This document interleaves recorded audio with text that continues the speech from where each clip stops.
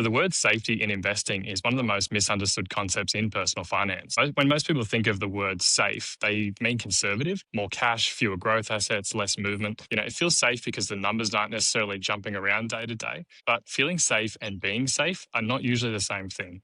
Portfolio that feels safe today can actually still be exposed to long-term risks. So things like inflation, longevity, rising living costs really erode your purchasing power, and you don't feel these risks day to day, but they do compound quietly in the background. So on the other hand, a portfolio with more growth may feel uncomfortable in the short term, yet offer you far more protection over the decades. So you really need to think about how long you're going to be invested for to make sure that you align things to your purpose and your risk profile. Because this is where perception can get in the way because the brain prefers the risks that it can see, things like market movements, over the risks that it can't, things like inflation, opportunity cost, and then that time horizon as well. So what I've observed with the families I work with is that genuine safety comes from understanding risks rather than trying to avoid it altogether. So diversification, time horizon, purpose, and strategy, all of these things matter far more than emotional comfort or smoothing of balances. A portfolio that actually is safe is one that aligns with the life you want to live in the future, not just the emotions you want to try and avoid today. And once people understand that difference, the decisions that you're making become calmer, they become more intentional, less reactive,